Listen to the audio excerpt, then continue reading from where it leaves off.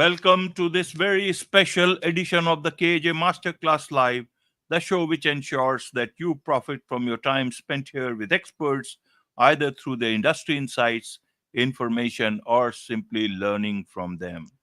And today we have Darren Elliott. Uh, he is a narcissism coach and therapist. Welcome to the show, Darren. Thank you so much, AJ. I'm very happy to be here. You are welcome. Welcome to the show. Welcome to India in this online form, Darren. And I'm sure not just in India, but a lot of people across the globe will benefit from what we are going to discuss right now. We'll be talking about rethinking narcissism beyond the stigma. We'll understand narcissism better. But before we come to this, Darren, help us understand a bit about your journey so that people know who they are listening to. Sure, AJ. Um, so my journey started as being a narcissistic abuse survivor. Um, whatever you grow up in is normal for you and is likely invisible for you. And that was true for me as well. The patterns of my family, I didn't understand that they were narcissistic until created my family patterns in my own personal relationship. So I had an abusive relationship where the abuse was invisible. It was hard to recognize. I knew we were constantly in arguments I never understood. Um, but it was only after I was completely devalued by this person, and by that I mean we were 100% in relationship one day, and then the next day over one mild conversation, we were no longer in relationship. They turned fully on to fully off in an instant. I had never had that experience before, and it really ripped me apart. And as I was trying to put myself together, um, because I really loved this person, we had lived together, and I really thought we were serious. So to be suddenly finished was a big shock. And that was when I discovered narcissism and started to understand and put the pieces together. Um, and ultimately, I ended up becoming a therapist and coach to work with narcissistic abuse survivors. But what ended up happening is I ended up working with people who were struggling with narcissism themselves more. And I found that much more fulfilling because um, instead of just helping people to pick up the pieces after being abused, we're stopping the abuse at the beginning and to break that chain of abuse.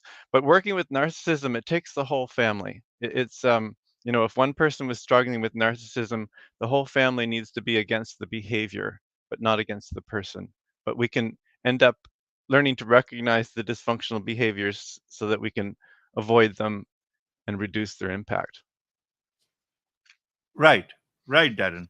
Now, let's understand this particular term better through your understanding.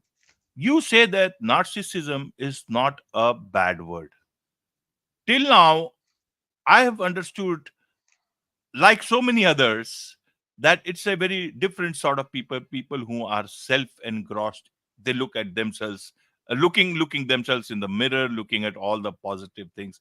Help us understand from your perspective what is narcissism in the real sense that you get, and why do you think it's not a bad word? How should we understand that it's not a bad word? Yeah, that's an excellent question. Well, firstly, the reason it's not a bad word is because it's something we all have.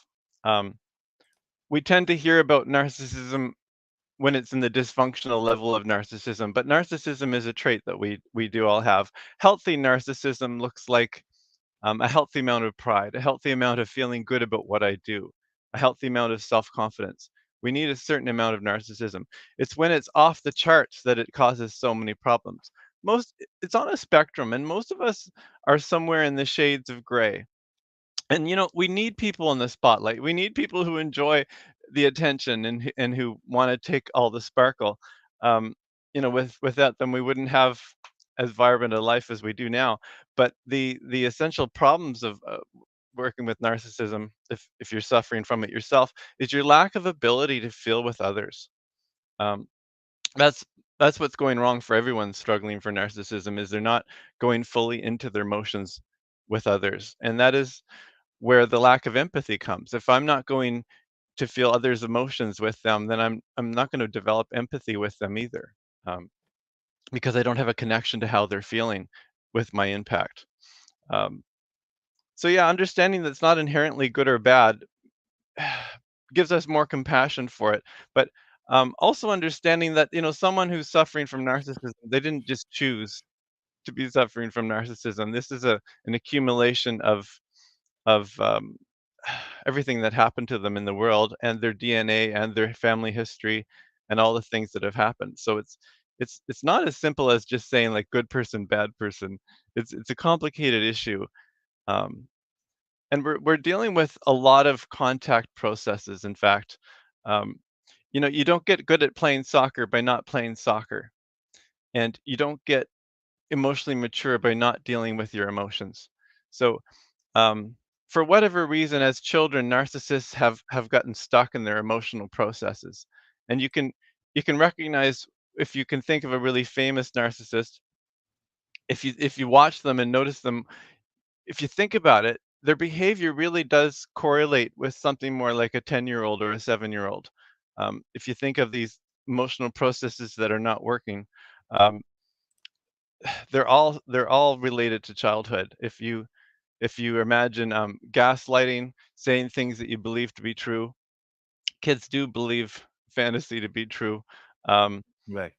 Kids do have a lack of empathy. In fact, Freud used the term narcissism to describe the children traits, the childish emotional traits. They're narcissistic. Children do think the world revolves around them because you come into the world with your senses, and all you know is what your senses perceive. So originally, your world is what you see around you, and you think that is the world. That feeling of the world revolves around me is one that we grow out of. Object constancy is another thing that people struggling with narcissism have a difficulty with. And this is object constancy. It's the ability to hold two different things at the same time.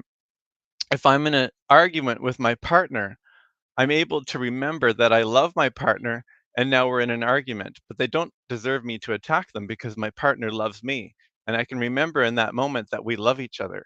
But when you're struggling from narcissism, you have a split, and you can go into someone's positive emotions with them, but when you go into your negative emotions, your connection is broken. They're not able to hold the two things at once. So when they're angry, for example, they're devaluing the person they're angry at. They're not able to hold that this is my most important person or anything like that. They just immediately go into the present moment of anger, and they will do one of two things. They'll either lash out at you with their anger because they think you deserve it, or they'll be passive aggressive and pretend they're still in this happy state with you. But there's a lot of different factors that come into narcissistic traits, of course. Right. Right, Darren. Uh, Thank you for that. Now, how do we understand? We understand. See, everybody, everyone, even good or not so good, they are a sum total of so many things, from childhood to DNA to everything. But if narcissism, for a moment, we are dividing into healthy and unhealthy both, then the the healthy will take the credit. The unhealthy is not going to take accountability or responsibility for their actions. Means the world or we as individuals, we are not either Mahatma Gandhi or Mother Teresa. We live in the present. We deal with people. We deal with moments. We deal with behavior. Bad behavior, we react. Good behavior, we say thank you, and all the things. How do we then look at things? Means if a narcissist listens to this, he or she will think, that it's not my problem. It's not because of my me thing. I can be the way I am because it was the way I have been brought up. Help us understand this part. When would then a narcissist or narcissist behavior start taking accountability for their actions? That's a great question. And it's a great question because, only 5% of narcissists, they think, wake up and actually have treatment for narcissism. If people would acknowledge and be able to accept what's actually happening, certainly more people could reach out and have work on it. Um, they come when their relationships are all falling apart, generally, um, because because there's such a denial of the negative. They're really able to avoid thinking about any of their negative traits most of the time. But so when I meet them, they might be in a situation where they have a partner that they really like and they know their partner is a fantastic person, but their partner's about to leave them. And they maybe they have kids and their kids don't really like them and they're not sure why. Like I don't have really a good relationship with my kids and things at work. They might be going fantastic at work, but not personally. You quickly discover there is no deep relationships in their life.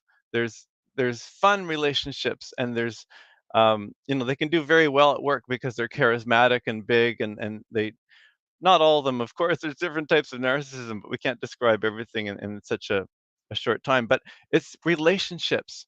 This is where it comes because your relationships matter. Your life really is created by your memories and your relationships. And at the end of your life, studies show when you're looking back at the years that passed by, people are not saying, I wish I worked more. They're not saying, um, I wish I achieved more. They're saying, I wish I spent more time with my kids. I Right. wish I didn't get so angry with my wife so often. I wish I had been, um, I wish I had talked to my mother more. It's relationships that really, really matter. So I meet people suffering narcissism when they're all falling apart generally, because it's only when every relationship's going wrong that they're able to look and say, "Oh, is it me? Is it me possibly causing all these relationships to go wrong?" It's like, yes, yes, it absolutely is. Um, but they can feel that I'm not judging. I'm really not judging. When I meet someone suffering from narcissism, um, they have my compassion, really. Um, as much as I know that that they are traumatizing others just naturally with their disconnection, I also recognize that they are suffering disconnection. Someone who is suffering from narcissism, they are essentially on a desert island with their own emotions. They don't quite trust anyone to be in their in their inner circle. Um, so even their partner is not quite in their inner circle. So they'll have times where you feel like it's we're in this together, but times where they'll pull back and it's me versus you. Because someone suffering from narcissism does live in a me versus you perspective. It's a dog eat dog perspective where everyone's out for themselves. So if I think that you're out for yourself, I'm likely to be out for myself too. If I think that you're judging me, I'll judge you first. If I think that you're criticizing me, I'll criticize you first. So the world perspective has a huge, huge impact on how one behaves. And having this me versus you perspective is a big, big part of what goes wrong with narcissism. Right, right, Darren. So, if a narcissist thinks that he or she is almost like being in a desert, it's like someone who is wounded, they will go to a doctor or try to find some cure for themselves. Why is it that narcissists just like to be in that desert and do not know to go to the right person to get that cure wherever it is? Why is it that they are oblivious to their own uh, own problems? Are they oblivious to the problems that they are creating? Does it take so much of difficulty for narcissists to know about their own behavior? How do I know that I am the reason for my problems, and I am the reason for creating problems in others' lives? You asked some great questions, AJ. Um, So, when you're suffering from narcissism, you're avoiding shame. You're avoiding all the negative emotions that could possibly say something's wrong with you. This ability to avoid feeling shame causes them to avoid facing the problems that they've created. Essentially, they will blame and deflect. This is what causes the narcissistic defenses, such as turning tables. No, I didn't. You did. They can do that before they've even thought about what you're accusing them of. They'll just immediately go to defense, um, to avoid that strong sense of shame. So when they're on that desert island, they it really feels like survival to them. When um, if you're not dealing with a lot of your negative emotions, essentially they become charged. if you're not fully expressing and feeling your emotions with others and expressing yourself with others, those emotions get stuck in your body as energy. And the more you avoid negative emotions, the more energy you're going to have sort of stuck that's unprocessed. And so they can get triggered into this big mess of energy that's stuck. And that's when you will see like abusive or big explosive behavior. That's when they'll be attacking others emotionally, or passive aggressive behavior. You can just sort of feel it.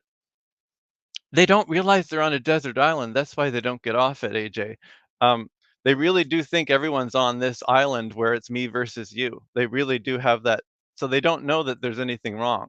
They, you know, if if I come up to you and I'm friendly and I'm caring and I'm like, AJ, you're likely to be friendly and caring back towards me. And if I walk up Right. to you towards you judgment and I'm being critical, you're gonna react to me in a different way, right? So when it comes to co-creating relationships, they're co-creating this kind of relationship, um, essentially. So it's it's complicated, I guess. Avoiding Absolutely, it is. shame. It is. Avoiding shame is the main problem. Right. Right. But see, a lot of narcissists are uh, leaders in a way. Mm, mm. They are the ones who lead. They have charisma. They like to be in the limelight with so much of confidence gathered from their personality, from their charisma. uh why is it that they feel this shame? Means people who have got so much of charisma, uh they can just deal with it very well. Why does a small bit of shame, the maximum they would need is to go to a person like you, nothing else? What is the shame in that? Nothing like. So why is it that Ah, everything else goes away and take never lets them go to seek help for themselves? I want to understand this, so that through your message, a lot of people who may be listening to this episode, to this voice of yours, can go and get help. There's nothing shame about it. It's like, it's like dealing with any other problem that anyone else has. Even an animal knows that if it's hurt, it will go and seek remedy for itself wherever they can get it. you're absolutely right, AJ. They would take their car to a mechanic and they would call a Right. plumber for the pipes. So why not go to a mental health professional to deal with the personal issues that are going on? Um, if I'm disowning all my mistakes, if I'm not allowing myself to accept that I make mistakes and that I have negative things because I'm using defenses. I'm saying, no, you didn't, you did. I'm turning tables. I'm ignoring things. That's going to create the overconfidence because I'm not acknowledging any of my shortcomings.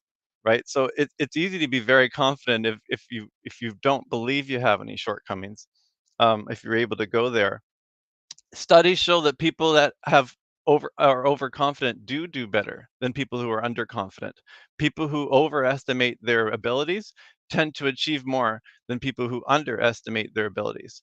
Um, Also, like as you said, they tend to be charismatic. Yeah, certain types of narcissists are very charismatic and big, and they like the spotlight, and they might Right. have want positive validation. That's the other thing that's common with narcissism is that emptiness inside.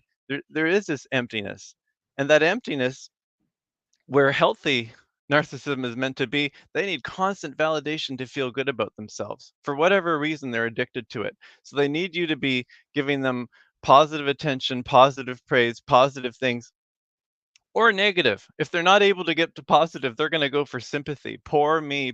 I have it worse. I have the worst time. I have the hardest life. So they'll go one way or the other way to get that validation. But that addiction to validation is they don't realize that they're losing their strength to others because they rely on others for their validation.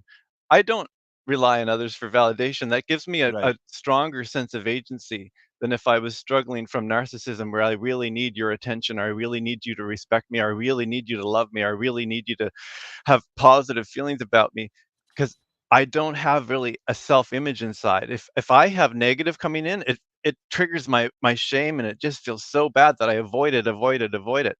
because of that avoidance, I'm never going to reach for help because I'm trying to avoid all this stuff.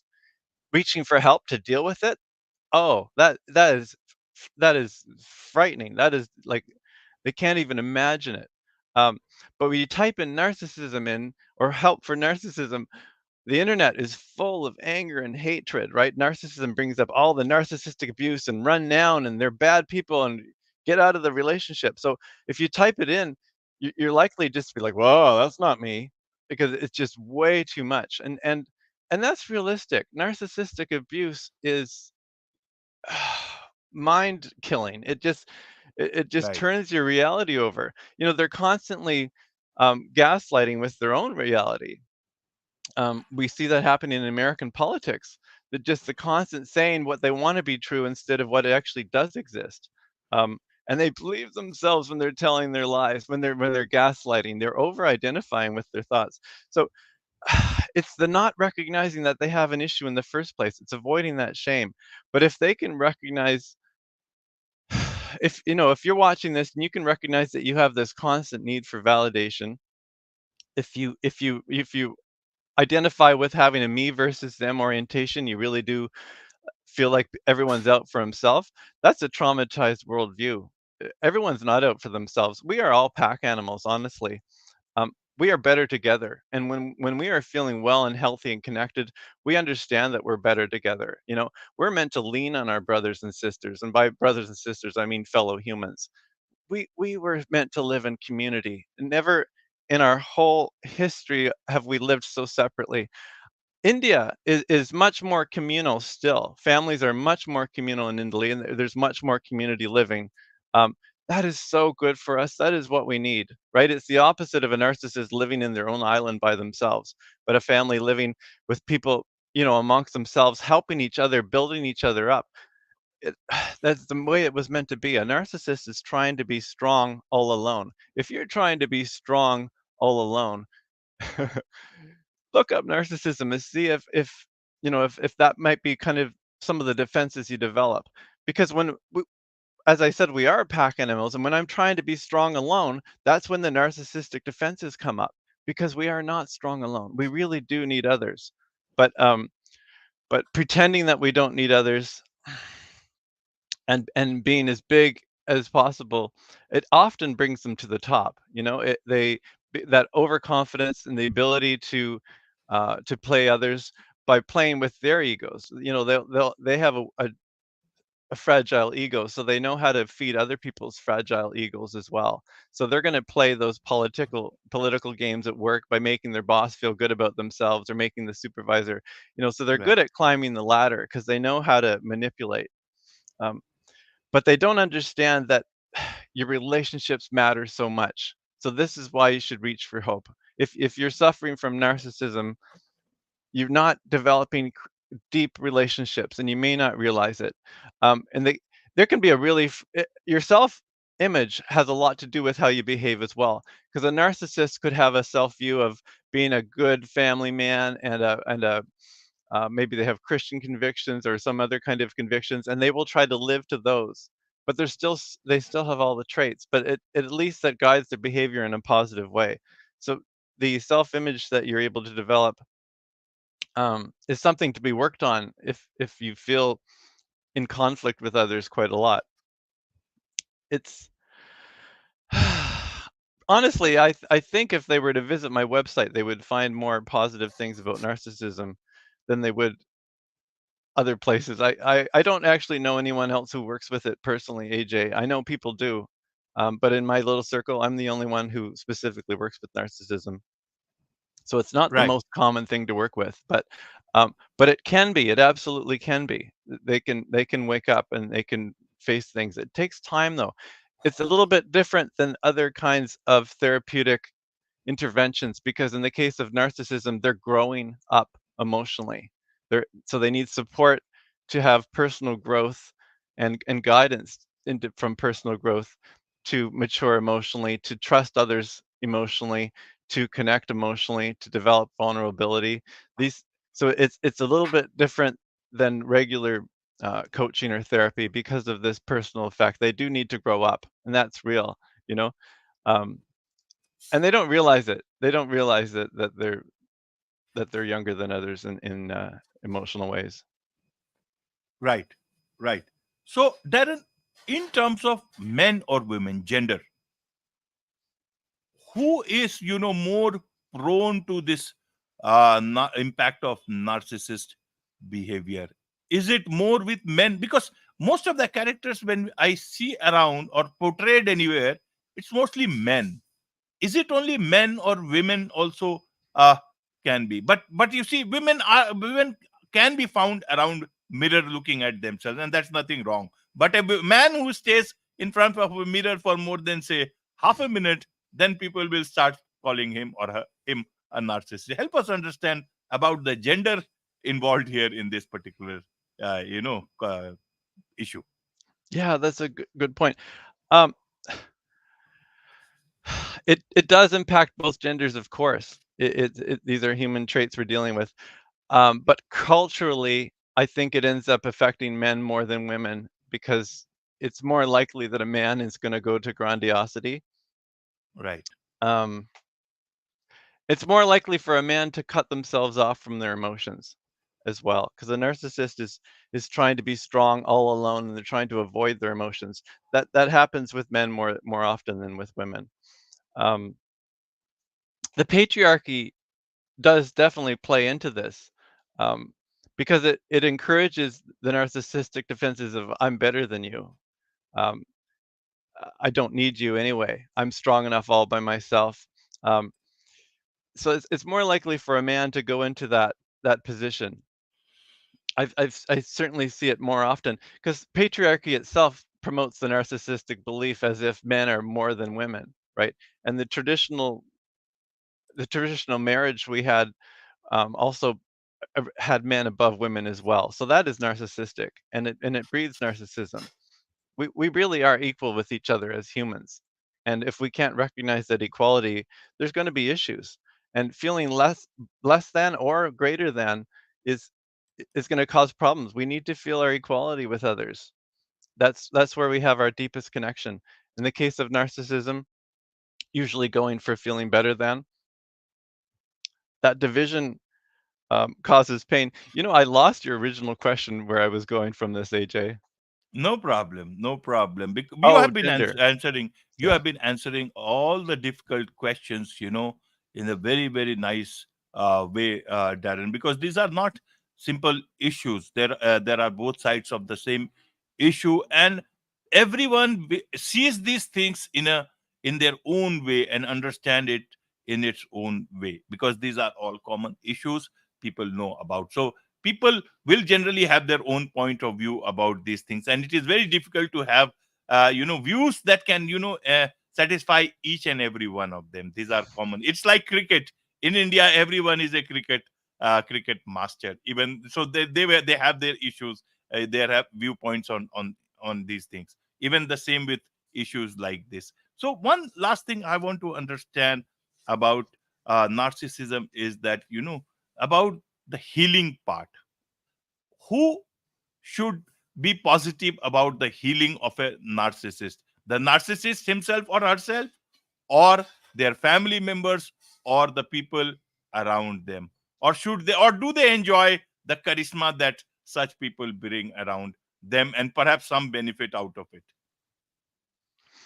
Okay, yeah. Narcissists are our friends and neighbors and bosses and colleagues.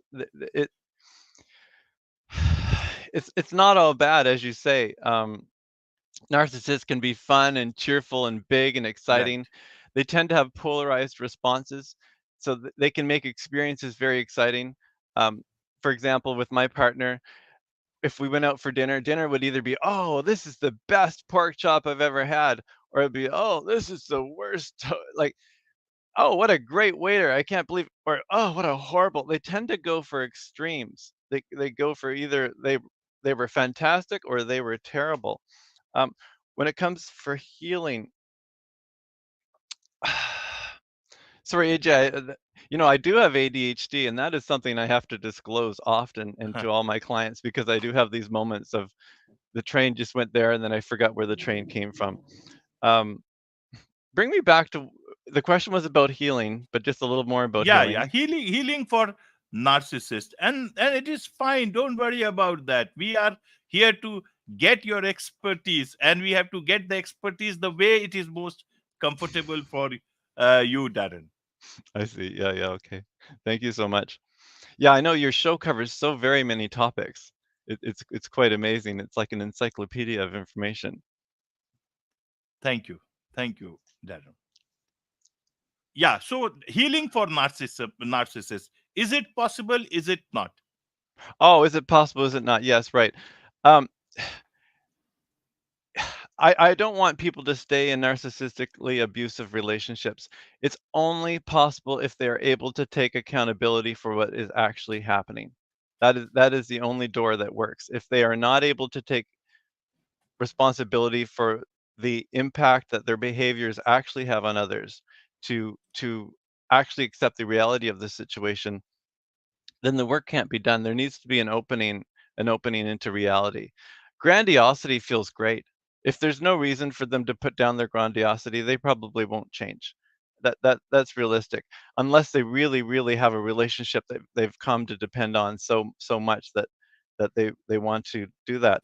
Um, Chances are that they're with empathic people as well, right? It's someone who's very empathic tends to become the partner of a narcissist because they sort of make up the difference for them. The narcissist takes most of the space, and the empath will take a little bit of space. Um, yeah, healing is possible, but it takes some time, and it definitely takes understanding.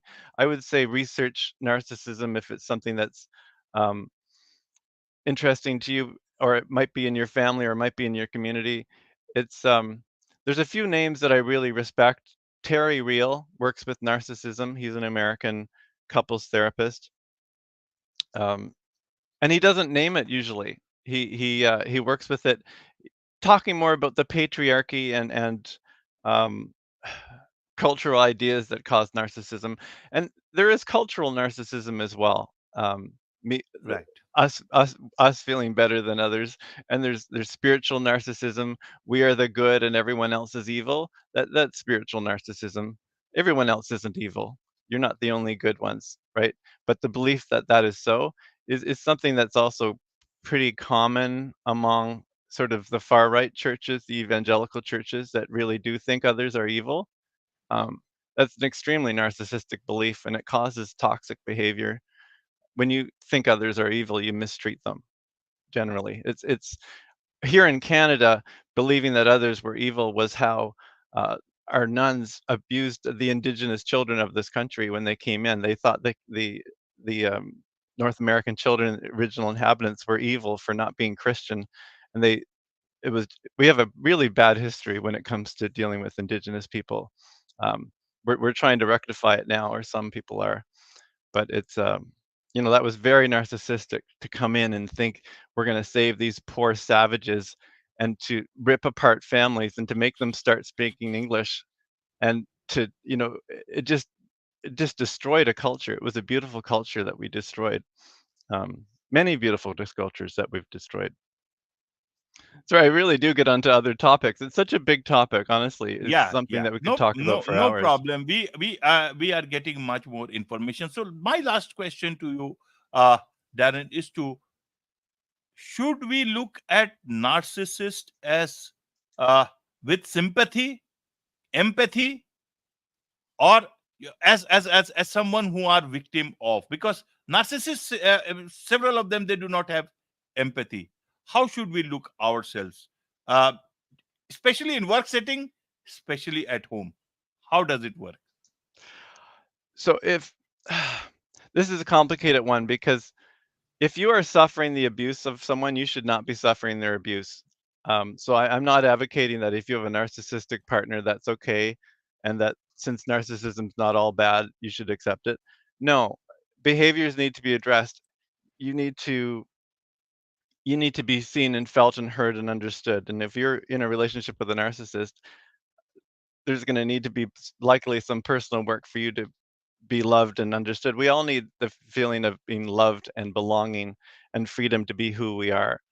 Um, Sympathetic, sure. I feel sympathetic towards a narcissist. I can see that they're living in an alternate reality quite often.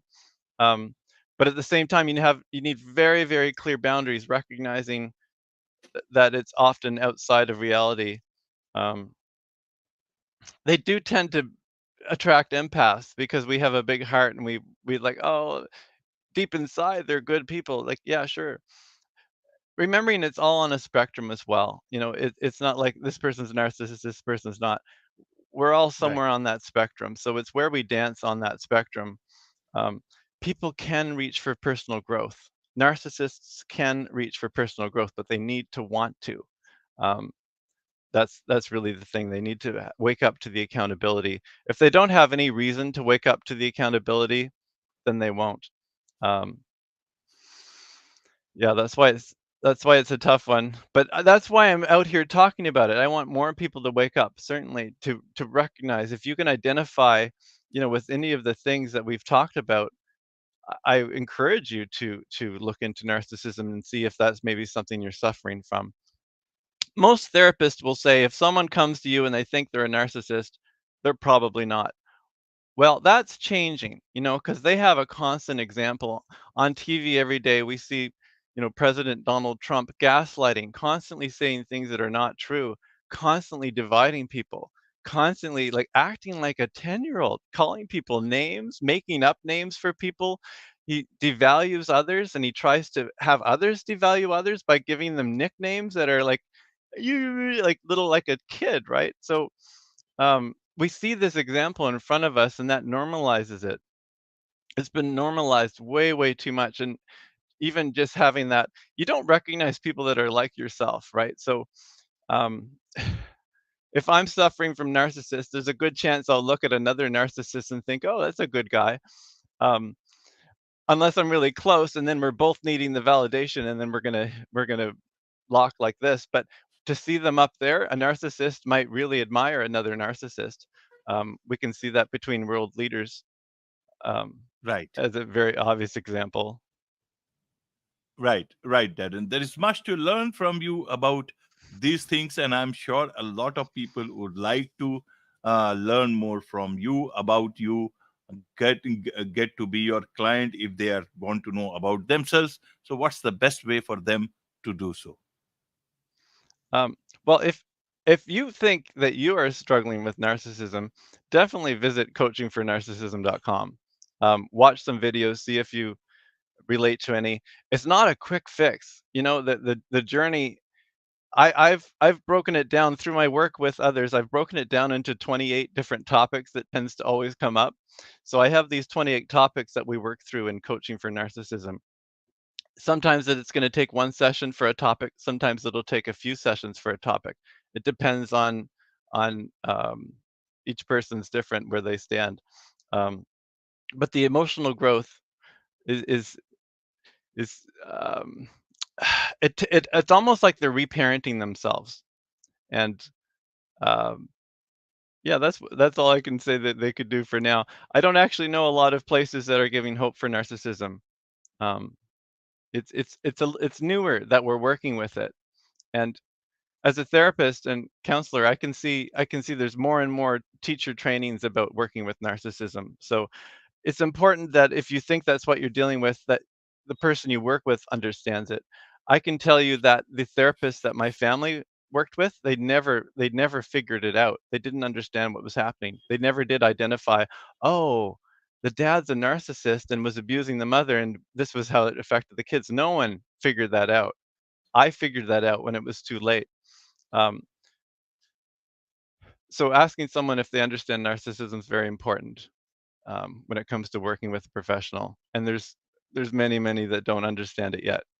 So that's why we're talking about it today. We want therapists to know that they can work with it. And if you're a therapist or coach listening today, you can work with it quite similarly to working with complex PTSD. Complex PTSD has a lot of similarities to this. It's essentially relational traumas. Narcissists are living in disconnection. They're because of that lack of reality, because of that lack of feeling with. Intimacy is the antidote. It's being able to develop trust. You can't just love a narcissist to being better, though. If you're in a relationship with one, don't expect you can love them to being better. I certainly couldn't. I haven't seen anyone who could.